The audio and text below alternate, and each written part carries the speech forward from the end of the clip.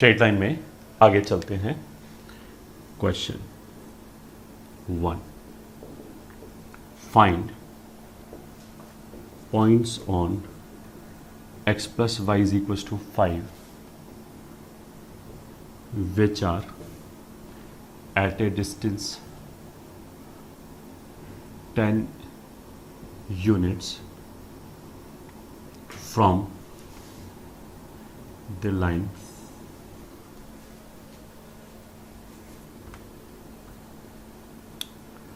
Three x plus 4y is equals to 50। Question क्या है? पहले एक लाइन दे रखी है L1 which is x plus y is equals to 5। एक दूसरा लाइन दे रखा है 3x plus 4y is equals to 50। अगर हमें किसी भी पॉइंट का एक लाइन से डिस्टेंस चाहिए तो that is always perpendicular distance. तो हमें इसके ऊपर वो पॉइंट चाहिए जिसका इस लाइन से डिस्टेंस 10 के बराबर हो। ये क्वेश्चन है, ठीक है। तो इट इज़ वेरी सिंपल। इस पॉइंट को हम इस लाइन के ऊपर ऐसे एज्यूम कर सकते हैं t, 5 माइनस टी। अब इसका इस लाइन से लेंथ ऑफ परपेंडिकुलर 10 के इक्वल कर दिया तो वो आ जाएगा 3t plus 4 times y, 5 minus t is equals to 50। तो ये हो गया 25 इज इक्वल्स टू टी। टी इज इक्वल्स टू कितना आ गया? 5। सो दिस इम्प्लाइज, अच्छा एक छोटा सा, अच्छा ये क्या कर दिया हमने, इस पॉइंट का इस लाइन से परपेंडिकुलर डिस्टेंस निकालना है तो इसको इसमें सब्स्टिट्यूट किया -50। ये सब्स्टिट्यूशन हो गया। इसका mod upon 5 is equals to कितने यूनिट बोला था? At a distance 10 unit. तो ये 10 ऐसे आएगा। अब देखा तो ये कितना हो गया? 20 में से 5 माइनस टी का mod is equals to 50। This will give you t minus 5 is equals to plus minus 50 और t इज इक्वल्स टू 5 इधर ले गए, प्लस लिया तो 55, माइनस लिया तो -45। तो रिक्वायर्ड पॉइंट्स आर, टी का वैल्यू 55 रखा हमने इस जगह पे, तब तो आ जाएगा 55 कॉमा -50 एंड -45 रखा तो आ जाएगा -45 कॉमा 50। मतलब 2 पॉइंट आ जाएंगे ऑफकोर्स, एक इधर आ जाएगा एक इधर आ जाएगा। इससे अगर हम दूर चलते चले जाएंगे तो डिस्टेंस बढ़ता चला जाएगा। यहाँ पे वैल्यू 0 है डिस्टेंस का, फिर अगर हमने ऐसे लिया तो ये डिस्टेंस आए, ये डिस्टेंस आए, ये डिस्टेंस आए, तो ऐसे करते करते एक पॉइंट आएगा जिसमें डिस्टेंस कितना आएगा? 10। फिर उसके आगे जो डिस्टेंस होगा that will be greater than 10 और इससे पहले जो डिस्टेंस होगा लेस देन 10, ऐसी इस डायरेक्शन में। तो इसलिए यू विल गेट 2 पॉइंट्स।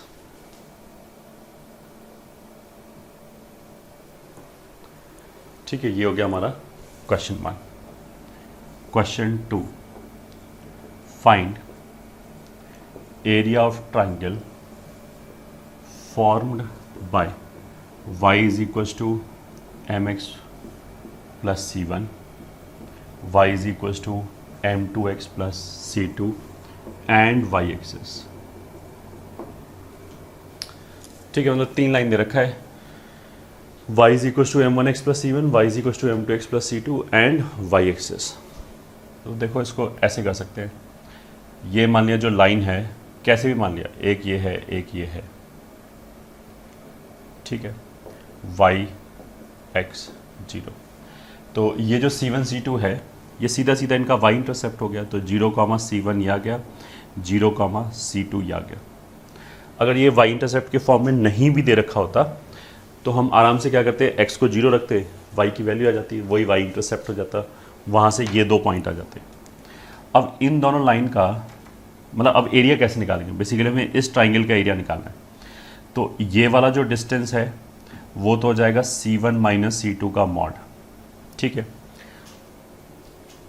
ये हमने शुरू में बोला था कि अगर 2 पॉइंट x एक्सिस के ऊपर लिए या y एक्सिस के ऊपर लिए, उनके बीच का अगर डिस्टेंस निकालना है तो हमेशा वी विल सब्ट्रैक्ट अगर वो ऐड होना होगा, मान लिया एक पॉइंट इधर आया एक पॉइंट इधर आया, तो अपने आप वो ऐड हो जाएगा, क्योंकि अगर एक पॉइंट इधर है एक पॉइंट इधर है तो C1 और C2 में एक पॉजिटिव वैल्यू आएगी एक नेगेटिव वैल्यू आएगा, तो अपने आप ऐड हो जाएगा। तो ये तो हो गया हाइट, ये ठीक है। अब ये जो परपेंडिकुलर है, ये परपेंडिकुलर वो इस पॉइंट ऑफ इंटरसेक्शन का एक्स कोऑर्डिनेट है, तो इस पॉइंट ऑफ इंटरसेक्शन का हम एक्स कोऑर्डिनेट ही निकालें सीधा सीधा। तो फॉर पॉइंट ऑफ इंटरसेक्शन घटा दिया, अगर एक्स कोऑर्डिनेट निकालना है तो 0 is equals to m1 minus m2 times x plus c1 minus c2। तो x कोऑर्डिनेट कितना हो जाएगा, c2 minus c1 upon m1 minus m2, ये हो गया। तो required area will be equals to half of base c1 minus c2 into height c2 minus c1 upon m1 minus m2. So this is half c1 minus c2 का whole square upon m1 minus m2, ये आ जाएगा answer. So this is the area of the triangle formed by these three lines। ठीक है, आगे चलते हैं।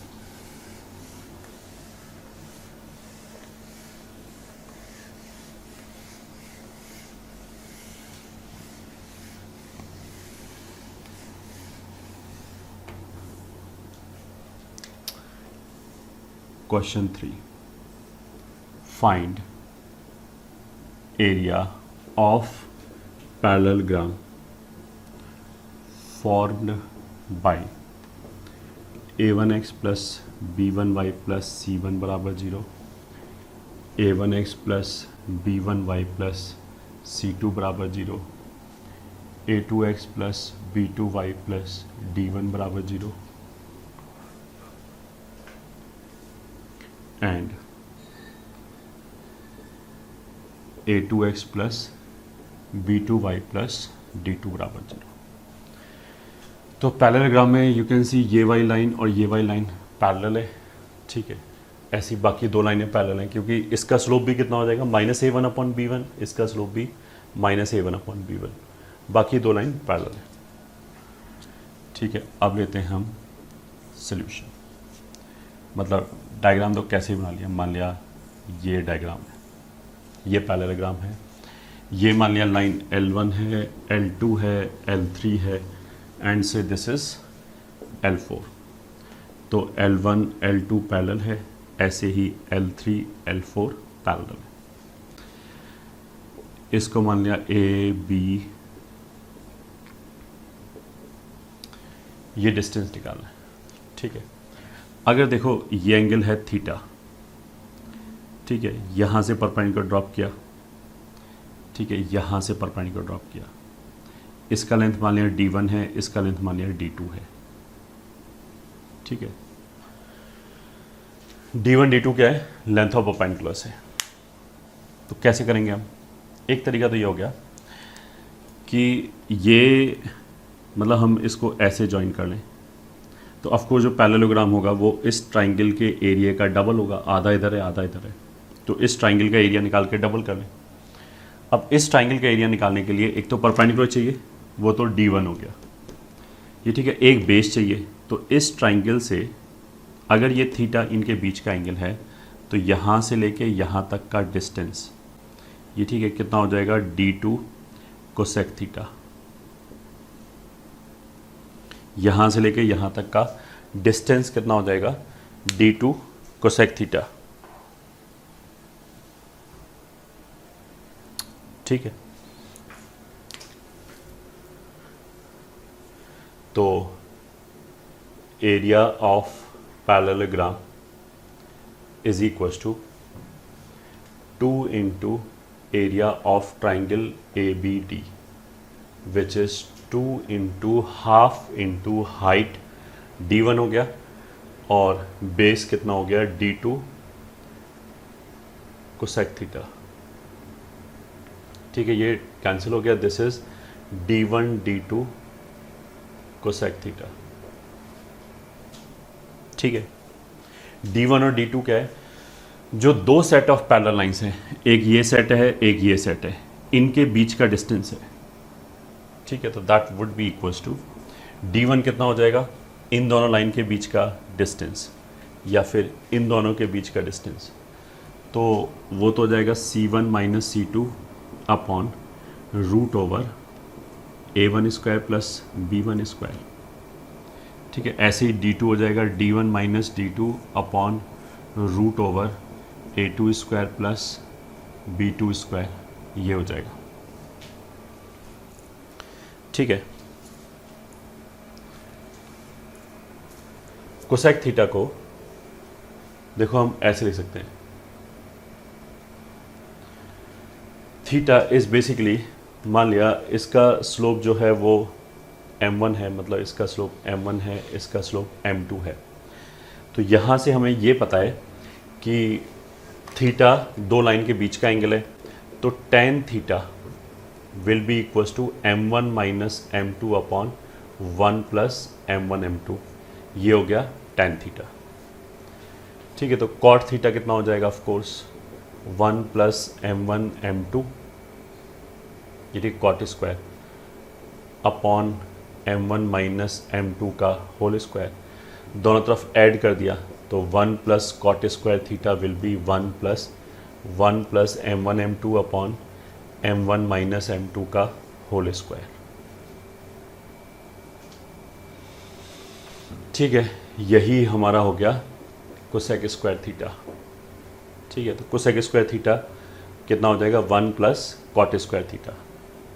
इसको भी अगर तुम देखो सिंप्लीफाई करना चाहो तो ये m1 माइनस m2 का whole square plus 1 plus m1 m2 का whole square upon m1 minus m2 का होल स्क्वायर, यहाँ से आ जाएगा m1 square plus m2 square plus 1 plus m1 square m2 square upon m1 minus m2 का whole square, तो numerator में आ जाएगा 1 plus m1 square into 1 plus m2 square upon m1 minus m2 का whole square. यहाँ से एक 2m1 m2 आएगा, यहाँ से भी एक 2m1 m2 आएगा, वो तो कैंसिल हो गया, बाकी के जो चार टर्म बचे, दो यहाँ से वो ये आ गए। दिस कैन बी फैक्टराइज्ड ऐसे करके, तो कोसेक थीटा की वैल्यू कितनी हो जाएगी, इसका रूट, मतलब root over 1 plus m1 square 1 plus m2 square upon mod of m1 minus m2, ठीक है, ये लिखा हुआ है। अब क्वेश्चन में तो a1 b1 c1 a2 b2 c2 ये सब चीज़ें लिखी हैं, तो हमारा आंसर भी उसी फॉर्म में होना चाहिए। तो अब हमने इसको कन्वर्ट किया, ठीक है। अब कन्वर्ट कैसे करेंगे, ये तो ऑफ कोर्स आएगा ही आएगा। So this is equals to c1 minus c2 d1 minus d2 का मॉड, और एक रूट के अंदर लिखने a1 square plus b1 square into a2 square plus b2 square, ठीक है। 1 प्लस m1 स्क्वायर, तो चलो ऐसे लिखते हैं, root over 1 plus m1 square मतलब पहली लाइन का स्क्वायर, तो आ जाएगा a1 square upon b1 square, 1 plus m2 square a2 square upon b2 square, ये आ गया अपॉन m1 माइनस m2, वो आ जाएगा a1 upon b1 minus a2 upon b2, ये आ जाएगा। I hope we are doing fine, बिल्कुल। तो अब इसमें क्या होगा, जब एलसीएम लेंगे तो a1 square plus b1 square इससे cancel, a2 square plus b2 square इससे कैंसिल मतलब ये भी रूट में है, ये भी रूट में, b1 square b2 square mod के बाहर आके इससे कैंसिल, अगर यहाँ हमने लिया तो अल्टीमेटली ये ऐसे बचेगा c1 minus c2 d1 minus d2 upon a1 b2 minus a2 b1 का मॉड। ये हमारा एरिया हो गया of the triangle form by these 4 lines.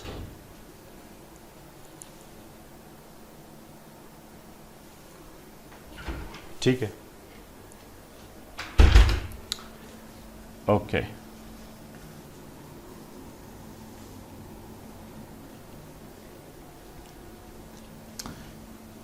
Question 4,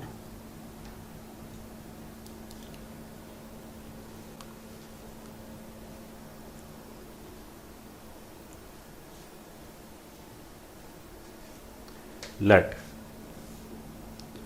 a light ray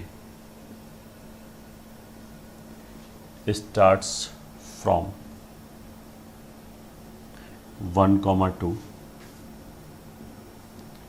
and gets reflected by x-axis and then by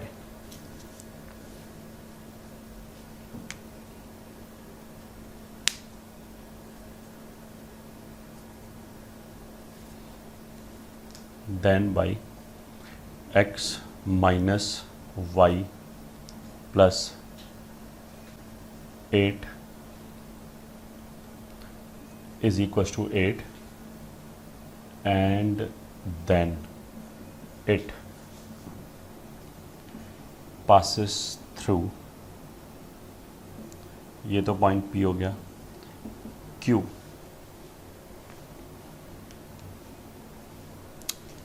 which is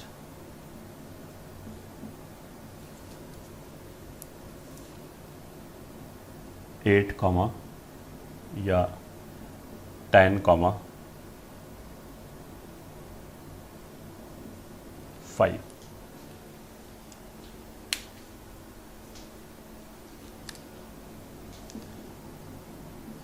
Then find equation of this ray after first reflection. ठीक है, question क्या है basically, ऐसे देखो कि एक light रे है वो यहाँ से चला, पहले इससे रिफ्लेक्ट हुआ, फिर इससे रिफ्लेक्ट हो गया, फिर यहाँ पहुँचा. ठीक है, ये पॉइंट हमारा हो गया P विच इज़ 1, 2. ये पॉइंट हमारा हो गया Q विच इज़ 10, 5 एंड ये लाइन हो गया x minus y is equals to 8. ये ठीक है, ये वाई लाइन ऐसे हो गया.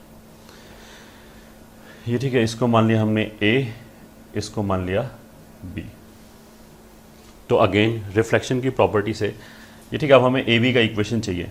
तो रिफ्लेक्शन की प्रॉपर्टी से अगर हम इसको आगे एक्सटेंड कर दें, इसको आगे एक्सटेंड कर दें, तो Q का रिफ्लेक्शन तो यहाँ पे आ जाएगा इस लाइन के रिस्पेक्ट में, एंड P का रिफ्लेक्शन इस लाइन पे आ जाएगा. ये ठीक है, ये मान लिया P1 हो गया, ये मान लिया Q1 हो गया. तो AB is nothing but P1 Q1 का इक्वेशन. तो वो आराम से निकल आएगा. 1, 2 का रिफ्लेक्शन इसमें निकाला, तो ये तो बहुत ईजी हो गया 1, -2.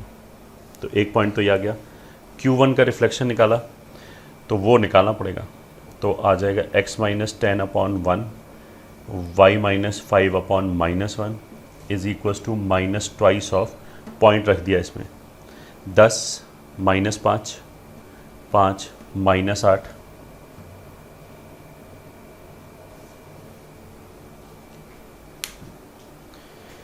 दस रखेंगे, -5 प्लस का 5 आ जाएगा, -8 will be -3/√a² + b² which is 2. तो ये कैंसिल हो गया, ये किसके बराबर आ गया 3. तो Q1 का कोऑर्डिनेट कितना हो गया, यहाँ से 10 + 3 13 -3, y का वैल्यू कितना हो गया 2. And I hope this is fine. Minus minus plus हो गया, -3 5, इट इज़ फाइन. अब एक पॉइंट हो गया 1, -2 और दूसरा पॉइंट ये हो गया. तो इन दोनों को जो ज्वाइन करने वाली लाइन होगी वही आफ्टर फर्स्ट रिफ्लेक्शन, ये इंसिडेंट हो गया, ये रिफ्लेक्टेड रे हो गया फर्स्ट टाइम, ये हो गया दूसरे रिफ्लेक्शन के बाद. तो हमने फर्स्ट रिफ्लेक्शन के बाद वाली इक्वेशन चाहिए, तो मतलब AB का इक्वेशन चाहिए. तो 2 पॉइंट फॉर्मूले से लिख लो, y माइनस मतलब required equation y minus y1 is equals to y2 minus y1 upon x2 minus x1 x minus x1. ये हो जाएगा, ये कैलकुलेट कर लो, वही हमारा रिक्वायर्ड आंसर होगा।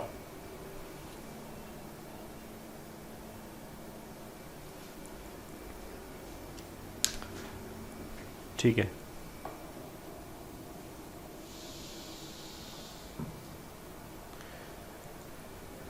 now let's move forward.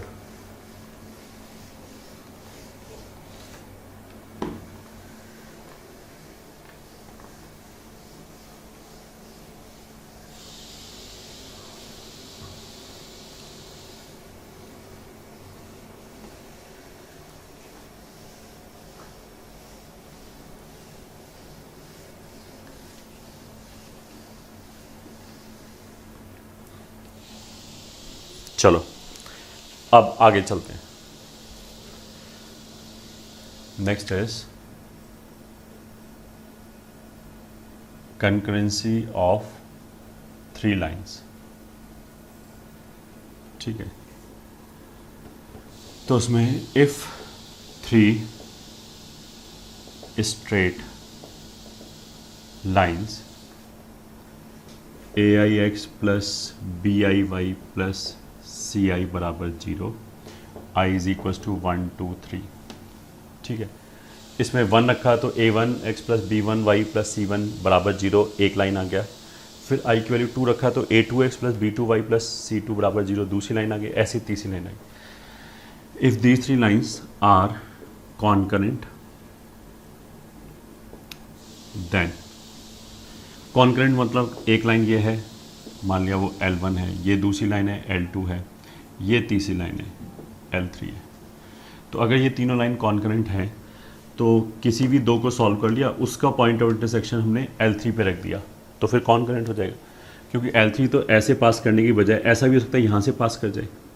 तो अगर ये वाली लाइन यहाँ से पास करेगा तो ऐसे बनेगा 3 लाइन, फिर तो कॉन्करेंट नहीं हुआ क्योंकि सबके हर पेयर का पॉइंट ऑफ इंटरसेक्शन अलग हो गया। तो प्रूव करने के लिए ऐसे कर सकते हैं, L1 L2 को सॉल्व किया, उसको L3 में रख दिया। ये ठीक है, बट बेटर तरीका क्या है, अगर ये तीनों लाइन कॉन्करेंट है तो ये determinant A1 B1 C1, A2 B2 C2, A3 B3 C3 ये 0 होना चाहिए। ठीक है, ये डिटर्मिनेंट अगर 0 होगा तो लाइंस, मतलब उल्टा है, सॉरी, अगर लाइन कॉन्करेंट है तो ये डिटर्मिनेंट 0 होगा। बस ट्विस्ट क्या है कि अगर ये डिटर्मिनेंट 0 है तो कोई गारंटी नहीं है कि लाइन कॉन्करेंट हो, वो तीनों पैरेलल भी हो सकती है। ठीक है, अगर तीनों लाइन मान लिया पैरेलल हो जाए कि एक लाइन 2 लाइन 3 लाइन, तो वो तो कहीं इंटरसेक्ट करेगा ही नहीं, तो कॉन्करेंसी का तो सवाल ही नहीं उठता। बट अगर तीनों लाइन पैरेलल हो जाएगा तो यहाँ A1 B1 A2 B2 A3 B3 ये तीनों A1 B1 के टर्म्स में आ जाएगा। तो अगर ये तीनों A1 B1 A1 B1 A1 B1 हो गया तो ये और ये आइडेंटिकल बन जाएगा। A1 और B1 कॉमन लेने पे कॉलम 1 और कॉलम 2 आइडेंटिकल हो जाएगा, तो भी वैल्यू 0 हो जाएगी। ठीक है, तो एक बार फिर सुना ध्यान से, हमने क्या बोला कि देखो अगर लाइन कॉन्करेंट है, ये तीनों एक ही पॉइंट से पास कर रहे हैं, तो ये डिटर्मिनेंट 0 होगा, ये बात सही है। बट अगर ये डिटर्मिनेंट 0 है तो फिर ज़रूरी नहीं है कि कॉन्करेंट हो, वो पैरेलल भी हो सकता है, तो वो हमें चेक करना पड़ेगा। ठीक है, तो इस डिटर्मिनेंट का 0 होना is a necessary condition but it is not sufficient condition. ये ठीक है, पैरेलल वाली चीज़ भी हमें देखनी पड़ेगी कि पैरेलल तो नहीं है कहीं line.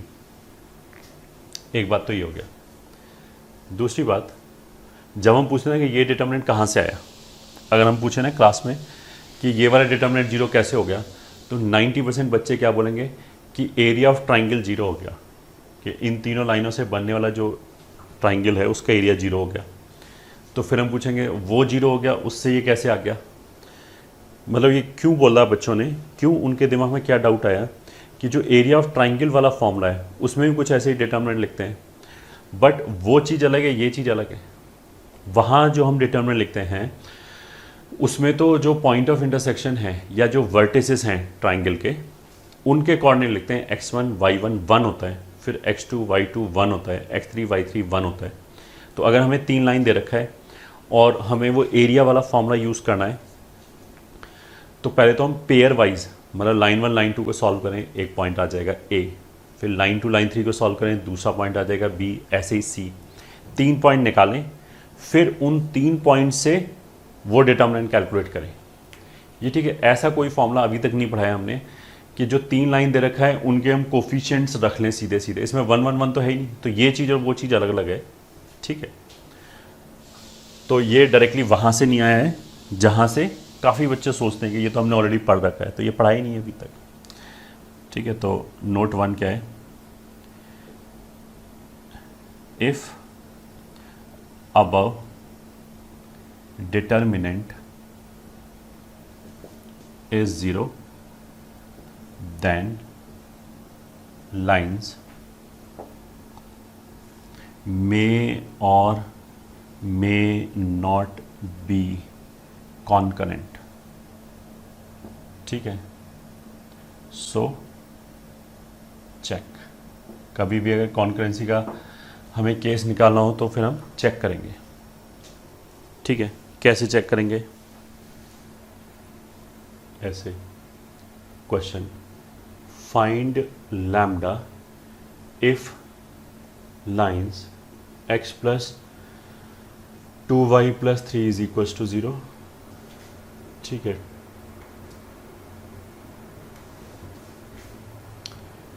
Lambda plus 1 x plus lambda plus 2y plus 5 is equal to 0 and 2 lambda plus 3x plus 4 lambda plus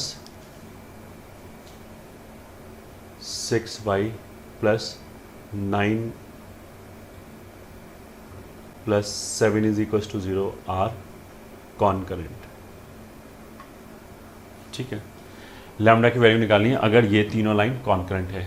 तो इस कंडीशन के हिसाब से हम क्या करेंगे, पहले तो डेल्टा लिखा, कोफिशिएंट्स लिख लिया, तो 1 2 3, इसका कोफिशिएंट हो गया लैम्डा प्लस 1 लैम्डा प्लस 2 5, इसका कोफिशिएंट हो गया 2 लैम्डा प्लस 3 4 लैम्डा प्लस 6 7, ये 0 होना चाहिए। ठीक है, दिस इम्प्लाइज इस 1 से इन दोनों को 0 बना लेते हैं पहले प्रॉपर्टी यूज़ करके, तो 1 लैम्डा प्लस 1 2 लैम्डा प्लस 3। ये ठीक है, अब इससे इसको 0 बनाए तो उसको 2 से मल्टीप्लाई करके घटा दिया, तो ये आ गया 0, 2 से मल्टीप्लाई करके घटा दिया तो यहाँ आ जाएगा माइनस लैम्डा, 2 से मल्टीप्लाई करके घटा दिया तो 0। ठीक है, वैसे अगर ये दोनों एक साथ 0 आ गया है तो आगे कुछ करने की जरूरत ही नहीं, इसी के रिस्पेक्ट में इवेल्यूएट कर देते हैं। 3 5 7 ऐसे लिखा नहीं दिया, इसके रिस्पेक्ट में इवेल्यूएट कर दिया तो ये आ जाएगा minus lambda into this into this 7 minus this into this, तो 3 times 2 lambda plus 3 is equals to 0। तो this will give us lambda, ये आ गया 7 में से 9 गया तो मतलब -6 लैम्डा -2 बराबर 0। तो this will give you lambda is equal to 0 और -1/3।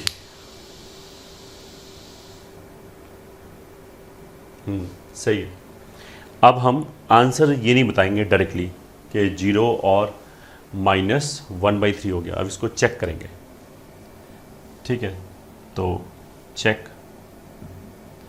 अगर लैम्डा इज इक्वल टू 0 है तो लाइंस क्या हो जाएगी, पहली लाइन तो ऐसी रहेगी x प्लस 2y प्लस 3 बराबर 0, दूसरी लाइन कितनी हो जाएगी x प्लस 2y प्लस 5 बराबर 0, अगर लैम्डा 0 रखा तो इसके आगे हमें जाने की जरूरत ही नहीं है।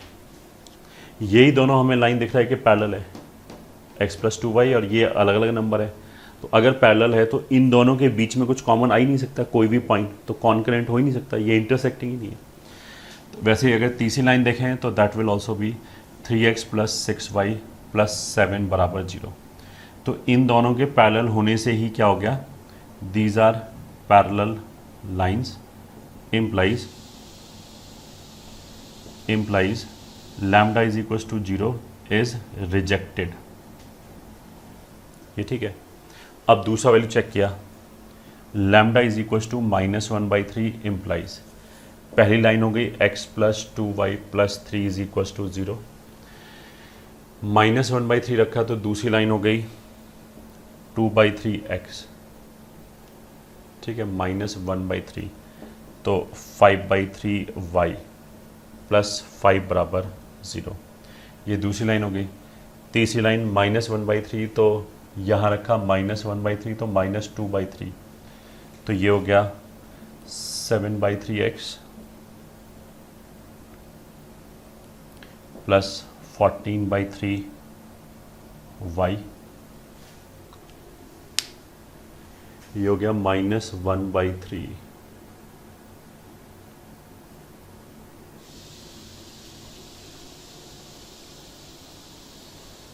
ठीक है, -1/3 से वो हो गया 2/3, 5/3, बिल्कुल सही है। और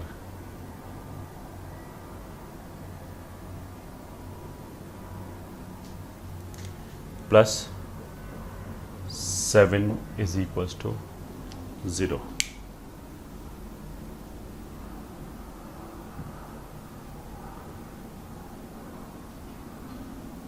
ठीक है, एक minute, just let me check.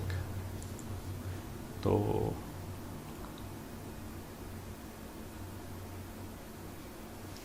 One two three ये ठीक है, लैम्डा प्लस 1 लैम्डा प्लस 2 5 ये भी ठीक है, 2 लैम्डा प्लस 3 4 लैम्डा प्लस 6 7 ये भी ठीक है।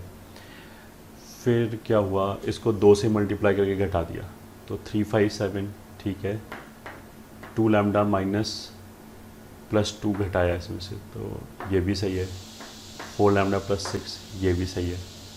इसके रिस्पेक्ट में वैल्यूएट कर दिया तो 7 6 लैम्डा -9 तो -6 लैम्डा और -2 ये भी सही है, तो लैम्डा बराबर 0 हो गया एंड -1/3 हो गया, ये भी सही है।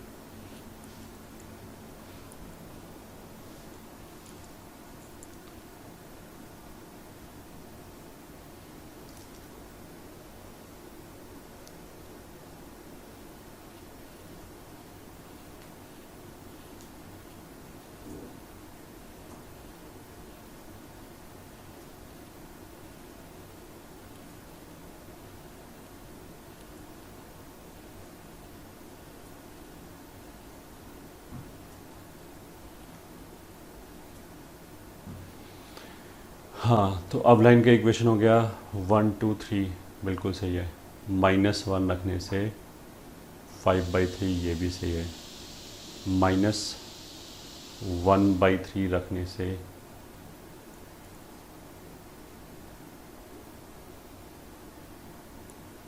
9/3 माइनस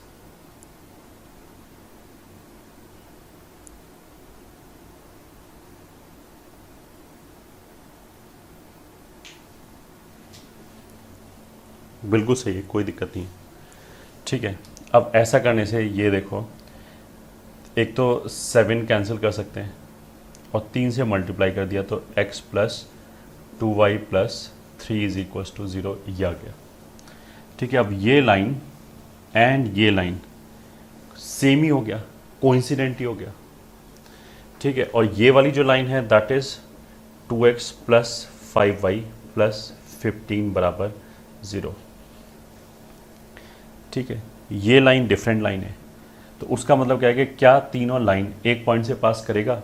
आंसर इज हाँ, एक लाइन और तीसरी लाइन तो यही लाइन हो गया, और ये इसको किसी ना किसी पॉइंट पे तो कट करेगा ही करेगा क्योंकि पैरेलल है ही नहीं। तो this implies lambda is equal to -1/3 ये सेलेक्ट हो गया, तो answer will be this.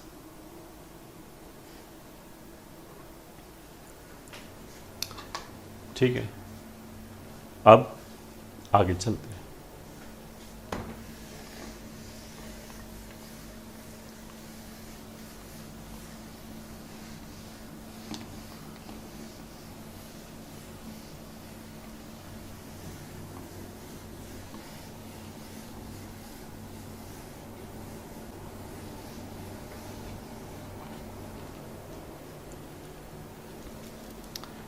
Next article is locus.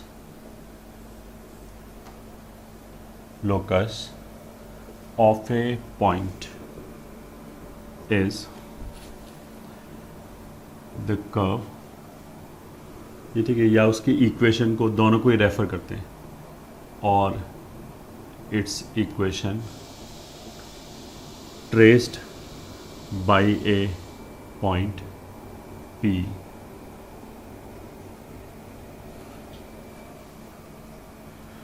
locus of a point P is the curve traced by it while moving under some given restriction. ठीक है, मतलब एक curve है, और सॉरी कर्व नहीं है, एक पॉइंट है P जिसके ऊपर हमने कुछ कंस्ट्रेंट लगा रखे हैं, किसी भी तरह के कंस्ट्रेंट लगा रखे हैं. तो उस कंस्ट्रेंट के बाद वो मूव कर रहा है, ठीक है.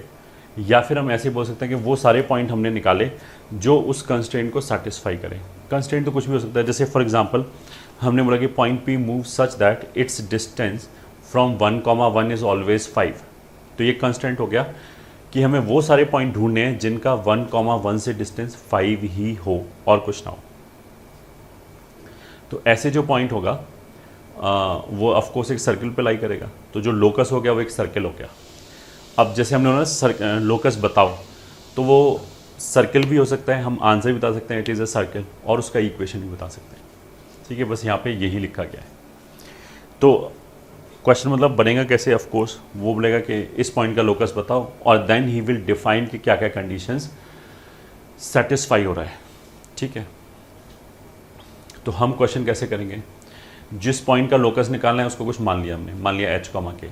ठीक है, अगर क्वेश्चन में h, k यूज़ कर रखा है तो कुछ और मान लिया अल्फा, बीटा.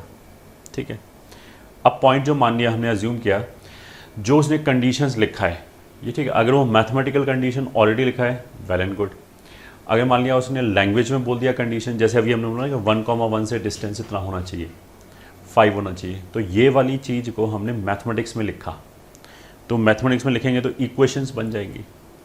बस अब हमें कोई भी एक इक्वेशन चाहिए जो h और k को इन्वॉल्व कर रहा हो, ये ठीक है, h और k के टर्म्स में लिखा हो, और उसके अंदर कोई भी वेरिएबल ना हो, पैरामीटर ना हो. ठीक है, h और k में से दोनों का आना जरूरी भी नहीं, केवल h के टर्म्स में आए चलेगा, केवल k के टर्म्स में आए चलेगा, दोनों के टर्म्स में आए वो भी चलेगा, बस उसके अंदर कोई पैरामीटर नहीं होना चाहिए. ठीक है, तो वही इक्वेशन हमारा लोकस हो जाएगा. h और k की जगह हमने x, y रख दिया, वही हमारा इक्वेशन आ जाएगा.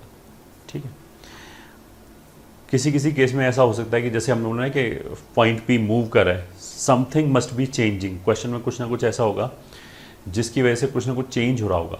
उस चेंज होने की वजह से जिस पॉइंट का हम लोकस निकालें वो चेंज हो रहा होगा. ठीक है, तो जो चेंज हो रहा है, जो क्वांटिटी वेरिएबल है, उसके करस्पॉन्डिंग हम ऐसा कर सकते हैं, क्वेश्चन में हमने कुछ वेरिएबिलिटी डिफाइन किया, मतलब हमने कुछ पैरामीटर इंट्रोड्यूस किया.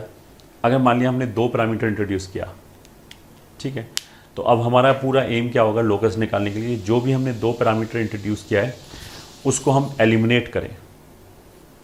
तो अगर हमारे पास 2 पैरामीटर हैं या 2 अननोन हैं, तो उनको सॉल्व करने के लिए वी रिक्वायर 2 इक्वेशंस, बट उनको एलिमिनेट करने के लिए we require 1 more equation, 3 equations in general. ठीक है, तो अगर मान लिया हमने क्वेश्चन में कोई वेरिएबिलिटी इंट्रोड्यूस किया, ठीक है, जैसे हमने बोला कि ये जैसे रॉड ये फिसल रहा है, तो ये वेरिएबल चीज़ है. अब इसके करस्पॉन्डिंग कुछ ना कुछ चीज़ वेरी कर रहा होगा, जैसे ये वाला अगर हम एंगल बोलें, ठीक है, एक्स एक्सिस के साथ एंगल, ये एक्स एक्सिस है, ये वाई एक्सिस है, इसके साथ जो एंगल है ये चेंज होगा जैसे जैसे ये इस पर स्लिप होगा. तो थीटा जो हो गया वो वेरिएबल हम ले सकते हैं. तो देखो पहली चीज़ तो हमने क्या बोला कि वेरिएबल हमने इंट्रोड्यूस किया, जितने वेरिएबल इंट्रोड्यूस करेंगे उससे हमें एक ज़्यादा इक्वेशन चाहिए होगा, तो हम कोशिश करेंगे कम से कम वेरिएबल से काम चल जाए. ठीक है, अब जितने पैरामीटर्स हैं या वेरिएबल्स हैं, मान लिया 2, तो उससे हमें एक ज़्यादा इक्वेशन चाहिए, तो somehow we will make 3 equations. उन 3 इक्वेशन से उन दोनों को, वो जो 2 पैरामीटर उनको एलिमिनेट कर दिया, एलिमिनेंट जो होगा उसमें एच के पक्का इन्वॉल्व हो रहा होगा, ये ठीक है, होना चाहिए। एच के मतलब दोनों में से कम एक होना चाहिए। उसी एच कॉमा के की जगह पे एक्स और वाई रख देंगे तो हमारा एक्स वाई में इक्वेशन आ जाएगा लोकस का, कि जो पॉइंट पी है वो जिस कर्व के ऊपर मूव कर रहा होगा उसका इक्वेशन आ जाएगा। ठीक है। अच्छा, जैसे अभी मैंने बोला कि अगर हमारे पास 2 पैरामीटर हैं तो वी विल रिक्वायर 3 इक्वेशन। ये ठीक है, 99% केसेस में ऐसा ही होगा कि जितने पैरामीटर हैं उससे एक ज़्यादा इक्वेशन चाहिए। किसी किसी क्वेश्चन में बाई चांस ऐसा हो सकता है कि हमें कम इक्वेशन से ही काम चल जाए, माने 2 पैरामीटर है और 2 इक्वेशन है, बट वो इक्वेशन ऐसे स्पेशल फॉर्म में ले रखा है कि उन्हीं दोनों से वो एलिमिनेट हो जाए। मान लिया हमने सिंपली मल्टीप्लाई किया, दोनों एक साथ एलिमिनेट हो गया, वेल एंड गुड, ऐसा हो सकता है। तो ये भी हम अपने दिमाग में रखें।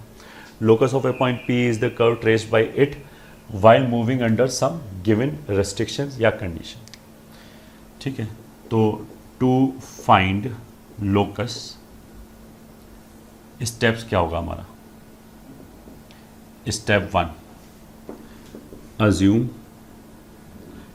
P as H comma K. ठीक है, ऑफकोर्स अगर क्वेश्चन में H comma K already involve है, ठीक है, क्वेश्चन में उसने H कॉमा के ले रखा है, तो फिर हम कुछ और लेंगे। स्टेप 2, इंट्रोड्यूस, ये ठीक है, वेरिएबल, क्योंकि लोकस का मतलब क्या, कुछ चेंज हो रहा होगा, चेंज हो रहा होगा तो वेरिएबल हमें इंट्रोड्यूस करना पड़ेगा। कुछ केसेस में, काफ़ी केसेस में इनफैक्ट हमें विदाउट वेरिएबल इंट्रोड्यूस किए ही काम चल जाएगा, उस पर वी विल कम। तो इंट्रोड्यूस वेरिएबल, ये ठीक है, मिनिमम नंबर, जितना कम हो सकता है, मतलब कम हो सकता है, इसका मतलब क्या है कि हो सकता है कि हमें 3 वेरिएबल दिखाई दें कि ये भी चेंज हो रहा है, ये भी चेंज हो रहा है, ये भी चेंज हो रहा है, बट ऐसा हो सकता है कि उन तीनों में से एक के टर्म्स में बाकी दोनों लिखा जा सके। तो तीनों को अलग अलग अल्फ़ा बीटा गामा मानने की बजाय एक को अल्फ़ा मान लिया और बाकी दोनों को अल्फ़ा के टर्म्स में लिख लिया। ठीक है, इंट्रोड्यूस वेरिएबल्स। Step 3,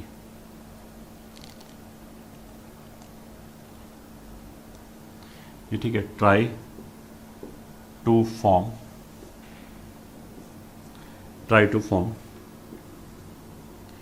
equations। ये ठीक है, step 4, eliminate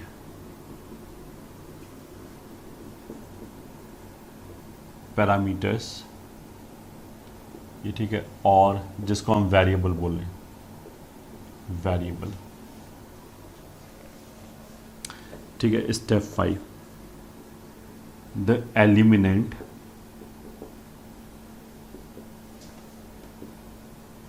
will be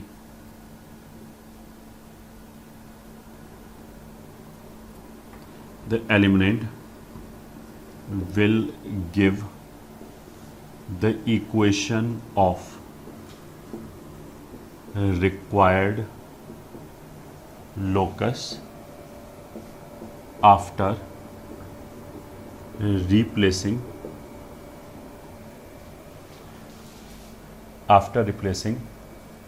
h comma k with x comma y।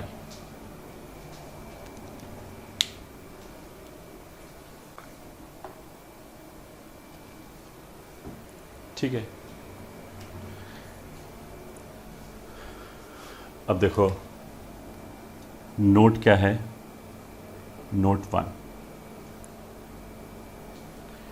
जैसे हमने क्या बोला कि किसी भी क्वेश्चन को, लोकस के क्वेश्चन को शुरू करते समय जिस क्वेश्चन का हमें लोकस निकालना है, जैसे पॉइंट पी का लोकस निकालना है, तो हम क्वेश्चन को पॉइंट पी के एंगल से सोचने की कोशिश करेंगे। ठीक है, मतलब पी की तरफ से हमने क्वेश्चन को पढ़ा अगर पॉसिबल है तो, पहली बात। दूसरी बात, जितना पी का हम यूज़ कर सकते हैं उतना यूज़ किया, तो उससे क्या होगा कि हमें वेरिएबल की कम से कम ज़रूरत पड़ेगी। ठीक है, अब ये कोई हार्ड एंड फास्ट रूल नहीं कि हम ऐसा ना हो कि केवल इसी के ऊपर अटक जाएं कि हम पी को यूज़ करेंगे ज़बरदस्ती, ऐसा नहीं है, बट 90% केसेस में इट विल वर्क। तो नोट 1 क्या है, try to look at the question ये ठीक है, from point P's perspective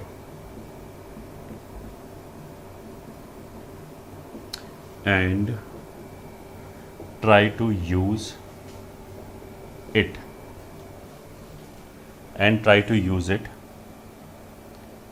as much as possible. ठीक है, पॉइंट पी को जितना कोशिश हो सके उतना ज़्यादा यूज़ किया. Note 2.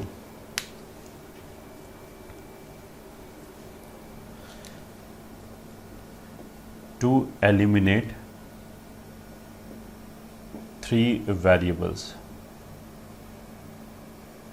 we require 4 equations. ये देखिए 3 तो मतलब ऐसी नंबर बोल दिया, कोई भी n वेरिएबल हैं तो we will be requiring n+1 equations in general. ये ठीक है, though in some cases less number of equations may also be sufficient. ये ऐसा हो सकता है कुछ केसेस में कि कम नंबर ऑफ इक्वेशन से ही काम चल जाए, उसी से एलिमिनेट हो जाए. ये ठीक है. Note 3. If at any stage we get an equation in H or in K or in both, which is free from parameters,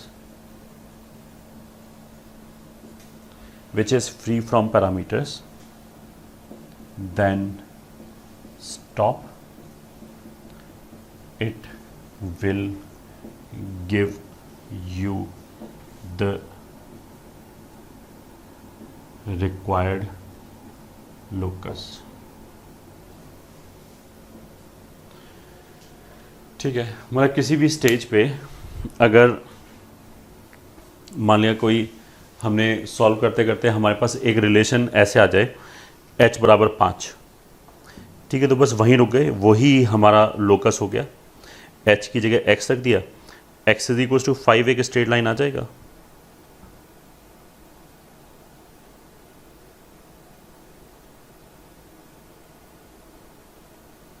ये ठीक है. ये हमने क्यों बोला, क्योंकि कुछ बच्चों की हमने हैबिट देखा है कि अगर h आ गया तो फिर वो कोशिश करते हैं k ढूंढने का कि k कहाँ गया. तो इक्वेशन तो h और k में दोनों में भी आ सकता है, केवल h में भी आ सकता है, ये कोई बड़ी बात नहीं. ठीक है, ये कोई बड़ी बात नहीं, वो तो दोनों में भी आ सकता है, क्योंकि लाइन तो हॉरिजॉन्टल भी हो सकता है, जो लोकस है वो हॉरिजॉन्टल भी हो सकता है, वर्टिकल भी हो सकता है. हॉरिजॉन्टल लाइन का मतलब क्या है कि केवल इक्वेशन में y = अल्फा टाइप आएगा.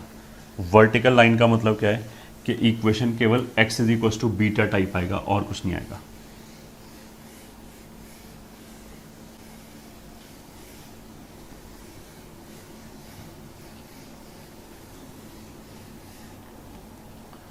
ठीक है, अब चलो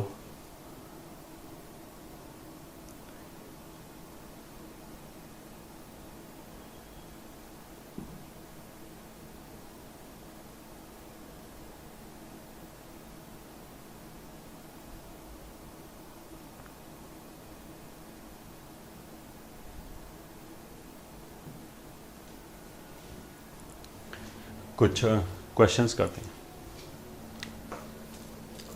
ठीक है, question 1. Find locus of a point whose distance from 1, 2 is thrice the distance of it from 2,4। ठीक है, उसने बोला कि एक पॉइंट का लोकस निकालना है P, जिसका 1,2 से जो डिस्टेंस है दैट इज 3 टाइम्स, ये ठीक है, उस पॉइंट का डिस्टेंस 2,4 से। तो इसमें किसी पैरामीटर की कोई जरूरत नहीं है, जो वो बोल रहा है सीधा सीधा वही लिख दिया, वही आंसर हो गया। तो सोल्यूशन क्या होगा, let required point is P H, K, then given P का डिस्टेंस 1,2 से ऐसे आ जाएगा H माइनस 1 का स्क्वायर K माइनस 2 का स्क्वायर इज 3 टाइम्स इसी का डिस्टेंस 2,4 से।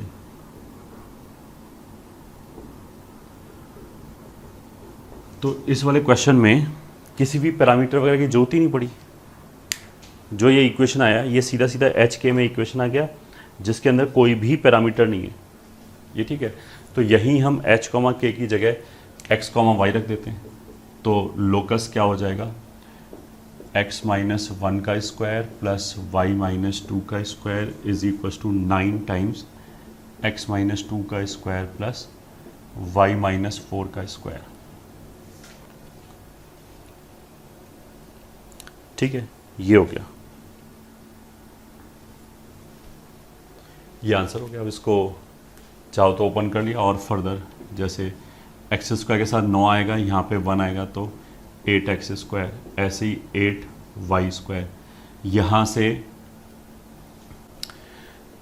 x का कोफिशिएंट कितना आएगा, -4, 9 तो 36 हो गया माइनस के साथ। यहाँ से -2 आएगा तो -34x बचा इस साइड पे। ऐसे ही y का कोफिशिएंट यहाँ से आएगा 8, 72, यहाँ से आएगा 4 माइनस का, तो -68y बचा।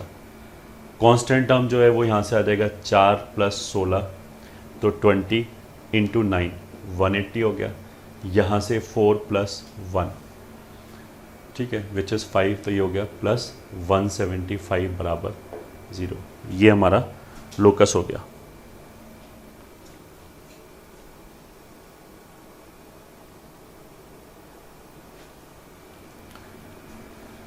तो ये तो बहुत सिंपल क्वेश्चन था जिसमें हमें कुछ भी पैरामीटर वगैरह इंट्रोड्यूस नहीं करना पड़ा। Question 2, find locus of point P if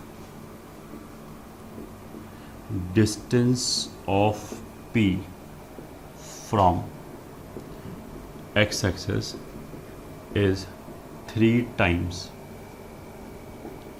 its distance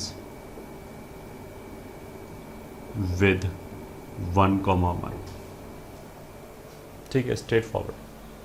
ये भी कोई पैरामीटर की जरूरत ही नहीं है। उसने क्या बोला कि एक पॉइंट P है, इसका 1,1 मान लें ये A पॉइंट है, से जो डिस्टेंस आएगा उस डिस्टेंस का 3 गुना इसका डिस्टेंस कितने से आ रहा है, एक्स एक्सेस से। ठीक है, तो हमने मान लिया let P is H, K। ठीक है, ये वाला पॉइंट P मान लिया H, K है। तो देखो अगर H, K है तो एक्स एक्सेस से डिस्टेंस इसका कितना हो जाएगा, मॉड K। ये ठीक है, तो एक्स एक्सेस से डिस्टेंस मतलब क्या गिवन है कि एक्स एक्सेस से distance is equals to 3 times इसका distance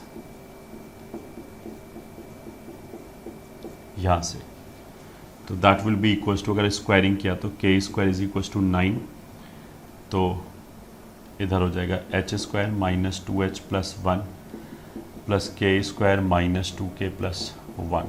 this implies 9x square. Locus निकालना है, इसमें कोई पैरामीटर है ही नहीं, सीधा सीधा इक्वेशन एच के अंदर लिखा जा रहा है, तो सीधा सीधा आंसर आ जाएगा। तो 9x स्क्वायर फिर 9y स्क्वायर में से एक y स्क्वायर चला गया, एच के की जगह xy रख दिया ऑफ कोर्स हमने, तो आ गया 8y स्क्वायर माइनस 18x, यहाँ से k की जगह y रख दिया तो -18y। ठीक है, कांस्टेंट कितना हो जाएगा, 1 और 1 2 प्लस 18 बराबर 0। यही लोकस हो गया, यही आंसर हो गया। ठीक है, ये हो गया हमारा सेकंड क्वेश्चन। अब आते हैं हम क्वेश्चन नंबर 3 पे। Find locus of foot of perpendicular from 1, 2 to a variable line passing through a 2, 1। ठीक है, फिर सॉल्यूशन। इस बार इसने क्या बोला कि एक हमें फुट ऑफ परपेंडिकुलर का लोकस निकालना है। कहाँ से परपेंडिकुलर ड्रॉप किया गया है, पी से। कहाँ पे ड्रॉप किया गया है, a variable line passing through एक पॉइंट ए। तो एक पॉइंट ए दे रखा है विच इज़ 2, 1। अब इससे वेरिएबल लाइन ऐसे करके इनफाइनाइट पास हो जाएंगी। ठीक है, अब इन लाइनों के ऊपर एक पॉइंट दे रखा है हमें P विच इज़ 1, 2। यहाँ से परपेंडिकुलर ड्रॉप किया ये। ठीक है, तो अगर अलग अलग लाइन खींचेंगे तो उन पे अलग अलग परपेंडिकुलर्स आएंगे। तो ये पॉइंट, ये पॉइंट, ये पॉइंट, ये मूव कर रहा है, इसी पॉइंट का लोकस चाहिए। तो मान लीजिए फुट ऑफ परपेंडिकुलर कितना है, n। तो हमें n का ही लोकस चाहिए। ठीक है, n जैसे लाइन मूव कर रहा है वैसे वैसे n भी मूव करेगा।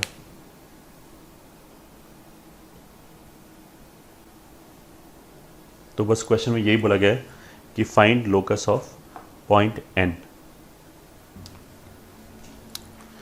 तो देखो, इसमें हम पैरामीटर इंट्रोड्यूस कर सकते हैं। जैसे कुछ चीज़ चेंज हो रहा है, क्या चीज़ चेंज हो रहा है, ये लाइन चेंज हो रहा है। अब लाइन चेंज भले ही हो रहा है बट इसमें ये वाला पॉइंट फिक्स है कि ये 2, 1 से ही पास करेगा। तो हम ऐसे कर सकते हैं कि जो लाइन का इक्वेशन है उसको अज्यूम कर लें, और स्लोप जो है वो मान लिया हमने m ले लिया, और एक पॉइंट तो दे ही रखा है।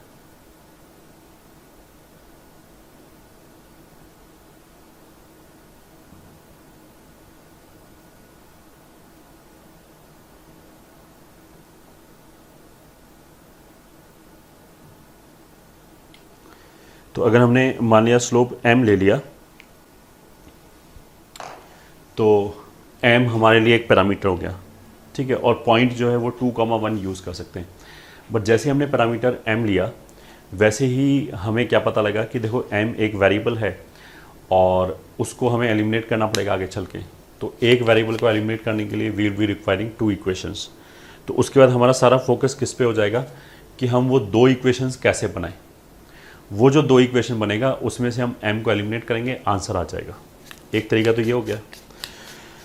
दूसरा तरीका हमने बोला था कि किसी भी क्वेश्चन को, लोकस के क्वेश्चन को, जिस पॉइंट का लोकस निकालना है हम वहाँ से सोचना चालू करें और उसको जितना यूज़ कर सकते हैं उतना यूज़ किया।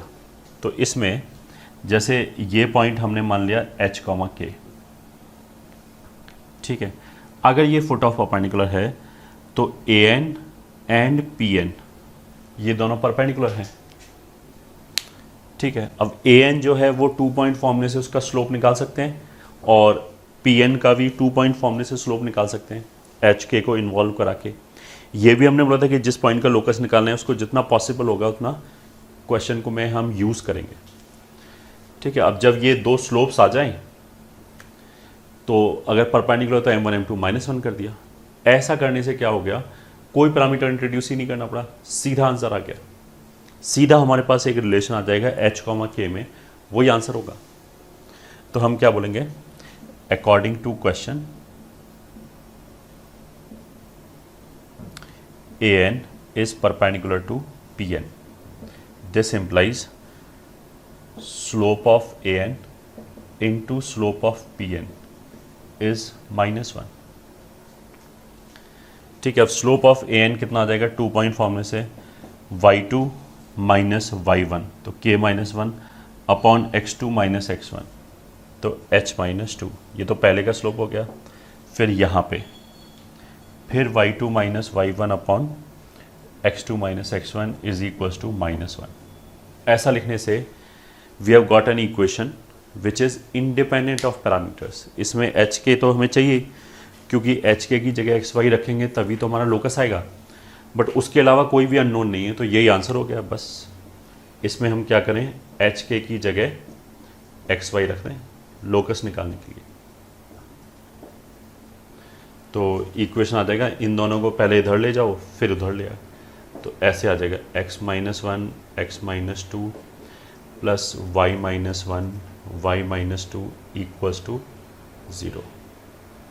ये आंसर आ जाएगा। और अगर सिंप्लीफाई करना चाहें तो x square plus Y square minus 3x minus 3y plus 4 is equals to 0।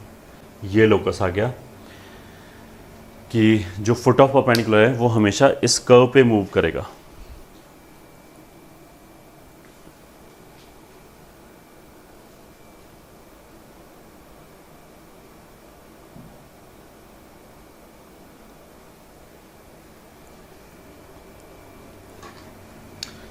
ठीक है,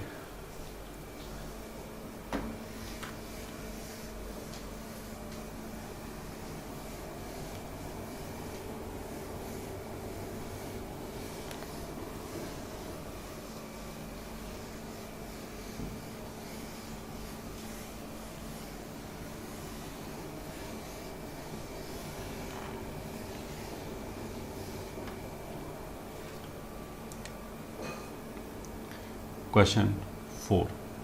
Let rod AB of length L is sliding upon coordinate axis such that A is on x-axis and B is on y-axis. Then find locus of, ठीक है, first part midpoint of A B. ठीक है, तो एक तो देखो, जब भी हम ऐसा डायग्राम बनाएं तो हम सिमेट्रिक डायग्राम ना बनाएं। जैसे ये ए है, ये बी है, ये लेंथ एल है। ठीक है, सिमेट्रिक डायग्राम बनाएंगे तो फिर क्या होगा कि हमें फालतू उल्टे सीधे रिजल्ट दिखने चालू हो जाएंगे। ठीक है, अब इसने बोला कि जो ए बी का मिड पॉइंट है एम, इसका लोकस निकालना है।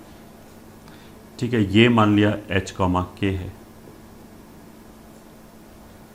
ठीक है, अगर देखो ये एच कॉमा के है, इसका लोकस निकालना है ऑफ कोर्स। अगर ये एच कॉमा के है तो ये जो पॉइंट है इसका एक्स कोऑर्डिनेट तो 0 होगा, ये जो पॉइंट है इसका वाई कोऑर्डिनेट 0 होगा।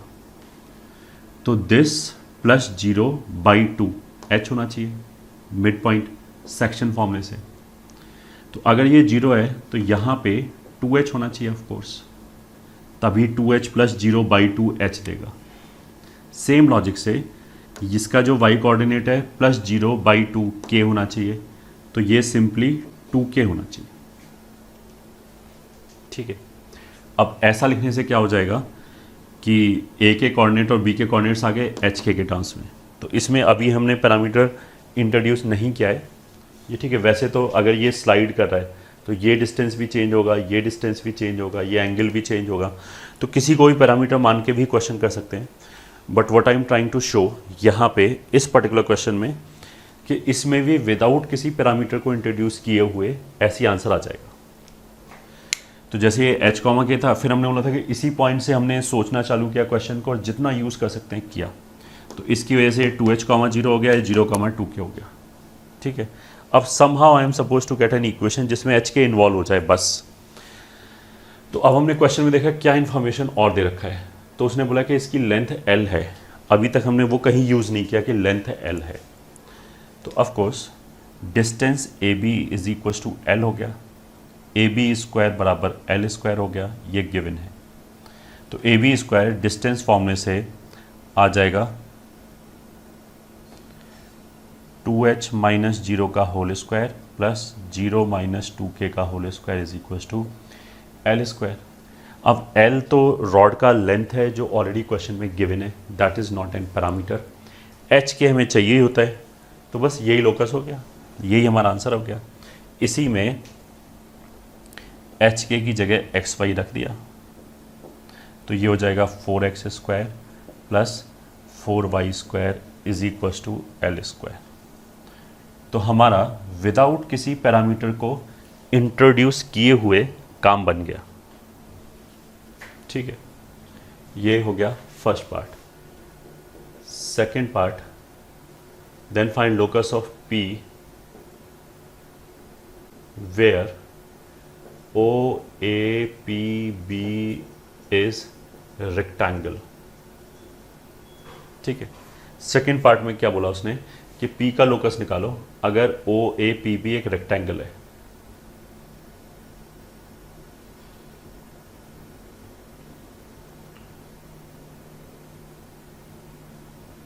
ठीक है, तो O ये हो गया, APB अगर 3 वर्टिसेस फिक्स्ड हैं, ठीक है, तो ये फोर्थ वर्टेक्स होगा। अब जैसे जैसे ये स्लिप करेगा वैसे वैसे ये पॉइंट भी चेंज होगा। अगर ये ऐसे स्लिप करेगा तो फिर रेक्टेंगल ऐसे बनेगा, तो P कहीं और जाएगा। तो जैसे जैसे ये फिक्स स्लाइड हो रहा है वैसे वैसे P भी चेंज हो रहा है, उसी का लोकस चाहिए हमें। ठीक है, तो देखो यहाँ पे इसको हमने h, k बोल दिया, इसका लोकस चाहिए। यहाँ पे भी हम विदाउट किसी पैरामीटर को इंट्रोड्यूस किए हुए आंसर निकाल सकते हैं। कैसे निकालेंगे? अगर हम सिंपली ऐसे ज्वाइन कर लें, ठीक है, तो रेक्टेंगल में, रेक्टेंगल के अंदर डायगोनल इक्वल होता है, ये ठीक है, as in rectangle diagonals are equal, hence OP बराबर AB बराबर L। OP कितना हो गया? ओरिजिन से इसका डिस्टेंस, तो root H square plus K square बराबर L। अब इसमें फिर कोई पैरामीटर नहीं है, एच के इन्वॉल्व है, तो यहाँ पे एच के की जगह एक्स वाई रख लिया, तो लोकस फिर सीधा सीधा आ गया, X square plus Y square बराबर L स्क्वायर। यही आंसर आ गया हमारा। ठीक है, अब आते हैं थर्ड पॉइंट पे, locus of foot of perpendicular from origin to line AB या टू रॉड AB। ठीक है, इसमें अब क्या हुआ, ये मान लिया रॉड है AB, इसके ऊपर हमने परपेंडिकुलर ड्रॉप किया ओरिजिन से। ठीक है, तो फिर ये वाला जो पॉइंट है ये मान लिया Q है, Q का लोकस चाहिए, तो इस बार Q को H, K बोल दिया।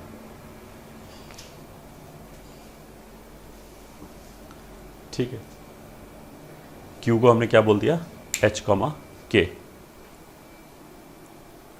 तो अब देखो, अगर हम Q को यूज़ करें, Q की तरफ से सोचना चालू करें, now things will become pretty complicated. ये ठीक है, अगर हम H, K को ही यूज़ करने की कोशिश करें तो फिर काफ़ी कॉम्प्लिकेशन हो जाएगा। ठीक है,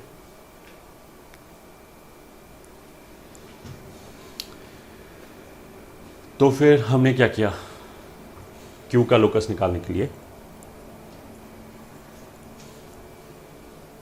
कि एक पैरामीटर मान लिया। ठीक है, मान लिया हमने कि ये थीटा है। ठीक है, अब हमने क्या किया, Q से ये परपेंडिकुलर ड्रॉप किया। अच्छा, ये भी विदाउट इसके हो ही जाएगा, वैसे इसको भी ऐसे ही करते हैं। ठीक है, ऐसे कैसे करते हैं, ये H, K हो गया। ठीक है, इसका स्लोप हम निकाल सकते हैं 2 पॉइंट फॉर्मूले से, K माइनस 0, मतलब इसका स्लोप हो जाएगा K minus 0 upon H minus 0, K by H। इसका स्लोप क्या हो जाएगा, मतलब ये कॉम्प्लिकेटेड नहीं होगा, ये भी आराम से हो जाएगा, माइनस एच बाई के। ठीक है, तो फिर इस लाइन का इक्वेशन क्या आ जाएगा, ए बी का इक्वेशन, एक पॉइंट पता है y माइनस के, एक स्लोप पता है माइनस एच अपॉन के एक्स माइनस एच, ये आ गया। मतलब इसमें भी जिस पॉइंट का हमें लोकस निकालना है उसी को हम यूज़ कर रहे हैं मैक्सिमम। ठीक है, ये आ गया। अब हमने क्या किया, ए निकाल लिया। ए क्या है, इस लाइन का एक्स एक्सिस के साथ पॉइंट ऑफ इंटरसेक्शन। वो कैसे निकालेंगे, y को 0 रख दिया। तो अगर हम y को 0 रख दें, ठीक है, तो ये माइनस माइनस प्लस हो जाएगा, ये इधर आके के स्क्वायर हो जाएगा, h से डिवाइड कर दिया, ये आ जाएगा, इस h को इधर ले गए 0, ये आ जाएगा। मतलब यहाँ से ये कितना आ जाएगा, y को 0 रख दो तो x बराबर जो भी आ जाएगा वो ये वाला पॉइंट आ जाएगा। ठीक है, a पॉइंट आ गया। ऐसे b पॉइंट निकालने के लिए y एक्सिस पे किसी भी पॉइंट का x कोऑर्डिनेट 0 होता है, तो यहाँ x को 0 रख दिया, तो ये 0 हो गया, माइनस माइनस प्लस हो गया, तो ये कितना हो जाएगा 0 कामा एच स्क्वायर अपॉन के, और इधर से एक के आ गया। मतलब a जो आया वो आ गया H square plus K square upon H comma 0, और b जो आया वो आया 0 कामा H square plus K square upon के। ठीक है, फिर हम यही चीज़ यूज़ कर सकते हैं कि जो ए बी है वो एल के बराबर है, या A B square L square के बराबर है। ए और बी के अगर हमें कोऑर्डिनेट्स पता है तो डिस्टेंस फॉर्मूला लगा सकते हैं, H square plus K square upon H minus 0 का whole square, 0 minus H square plus K square upon K का whole square is equals to L square. ठीक है, अब इसमें फिर कोई पैरामीटर नहीं है, एच के की जगह एक्स वाई रख लिया, तो यहाँ से आ जाएगा X square plus Y square का whole square upon X square, plus ये भी आ जाएगा X square plus Y square का whole square upon Y square is equals to L square. तो यहाँ से आ जाएगा X square plus Y square की पावर 3 बराबर L square X square Y square. यही लोकस आ गया, यही आंसर हो गया। ठीक है,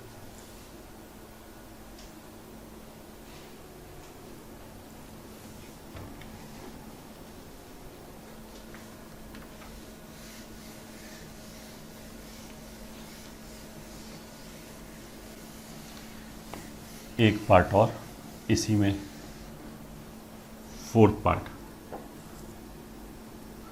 find locus of foot of perpendicular from P to AB where P is where OAPB is rectangle।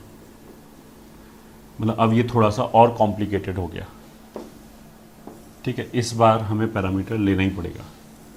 जैसे ये A हो गया, ओरिजिन B, यहाँ से रेक्टेंगल कंप्लीट किया, ये पॉइंट P आ गया। अब हमने P से परपेंडिकुलर ड्रॉप किया, तो ये वाला पॉइंट मान लिया R है, इसका लोकस निकाला है। R को मान लिया हमने H, K। ठीक है, अगर R, H, K है तो अब H, K की तरफ से अगर हम सोचना चालू करेंगे तो फिर दिक्कत है। यहाँ पे तो देखो क्या था, ये H, K था, ये दूसरा फिक्स्ड पॉइंट था, तो इसका स्लोप आ गया क्योंकि ये फिक्स पॉइंट था। इसमें क्या हुआ, ये खुद वेरिएबल पॉइंट है, तो इसका स्लोप निकालने के लिए या तो इसको भी वेरिएबल पॉइंट के फॉर्म में अज्यूम करें। ठीक है, इसको अज्यूम किया तो वापस कॉम्प्लिकेशंस बढ़ जाएंगी। मतलब फिर 2 पैरामीटर आ गया, उसको एलिमिनेट करने के लिए we will be requiring 3 equations.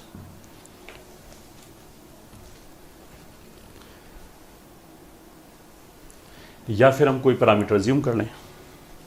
ठीक है, तो जैसे ट्राइंगल्स वगैरह दिखाई दे रहे हैं, यहाँ से परपेंडिकुलर ड्रॉप किया, यहाँ से ड्रॉप किया ऐसे, तो ये हमारा H हो गया, ये हमारा K हो गया। ठीक है, तो पैरामीटर हम ये ले सकते हैं थीटा। ठीक है, ये थीटा है तो ऑफ कोर्स ये भी थीटा है। अब थीटा के टर्म्स में सब कुछ निकालने की कोशिश कर सकते हैं। ठीक है, कैसे निकालेंगे? ए बी, ये पूरा डिस्टेंस एल दे रखा है और ये थीटा है, तो ये डिस्टेंस हो जाएगा एल कॉस थीटा, ये ठीक है, ये डिस्टेंस हो जाएगा एल साइन थीटा। ठीक है, what we are trying to find out, अगर मैंने थीटा इंट्रोड्यूस किया तो जैसे हमने थीटा बोला एक पैरामीटर आ गया, उसको एलिमिनेट करने के लिए I will be requiring 2 equations, तो अब 2 इक्वेशंस बनाएंगे थीटा में, तो ऑफ कोर्स वो एच और के बना सकते हैं, एच और के निकाल सकते हैं थीटा के टर्म्स में। तो अब मेरे को अगर मान लिया के निकालना है, तो हमने देखा के किस ट्राइंगल में आ रहा है, तो इस ट्राइंगल में आ रहा है, तो इस ट्राइंगल में एक तो एंगल पता है और इन दोनों में से अगर कोई एक साइड पता लग जाए तो के निकल आएगा।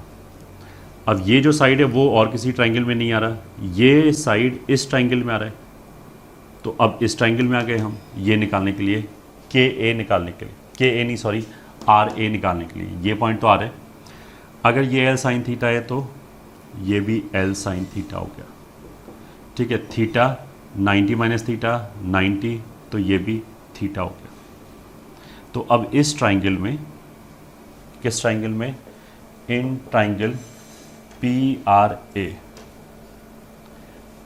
ए जो होगा वो पी ए का साइन थीटा हो जाएगा। ये ठीक है, ये हाइपोटेन्यूस है, ये परपेंडिकुलर है, ये बेस एंगल है, और पी ए खुद कितना है? एल साइन थीटा का साइन थीटा, तो this will be L sine square theta. ये कितना हो जाएगा? R A. अब यहीं से देखो आर बी जो होगा, आर बी, उसको हम लिख सकते हैं ए बी में से आर ए निकाल दिया, मतलब एल में से एल साइन स्क्वायर थीटा निकाल दिया, ये भी एल कॉस स्क्वायर थीटा आ जाएगा। एल कॉमन लिया, 1 minus sine square which is cos square theta. ठीक है, आर ए पता लग गया, तो अब आ गए हम इन ट्राइंगल आर एन ए में। ठीक है, इस पॉइंट को एन बोल दिया, इस पॉइंट को, तो इस ट्राइंगल में आ गए। इस ट्राइंगल में जो आर ए है वो हाइपोटेन्यूस हो गया, के जो है आर एन जो है वो फिर परपेंडिकुलर हो गया, तो आर एन जो होगा वो हाइपोटेन्यूस का साइन थीटा होगा, एंड आर ए कितना है? एल साइन स्क्वायर थीटा का साइन थीटा। आर एन को ही हमने के बोल रखा है, this implies K is equal to L sine cube theta. ठीक है, सिमिलरली जो h होगा, ये h, ये आर बी का कॉस थीटा हो जाएगा, क्योंकि ये बेस है, ये हाइपोटेन्यूस है। सिमिलरली h बराबर R B cos theta, R B कितना है? L cos theta, L cos square theta का cos theta, that will be L cos cube theta. तो अल्टीमेटली के बराबर ये आ गया, एच बराबर ये आ गया, मतलब यहाँ से के बराबर तो आ गया L sine cube theta and H बराबर आ गया L cos cube theta.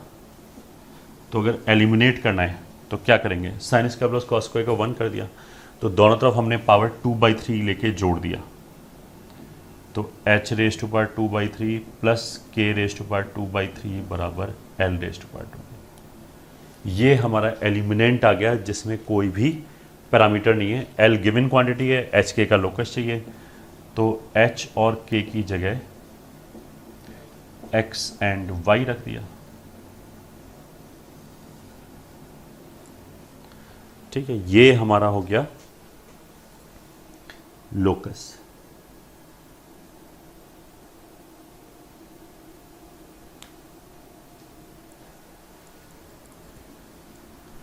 x raise to power 2/3 प्लस y रेज टू पावर 2/3 बराबर l रेज टू पावर 2/3।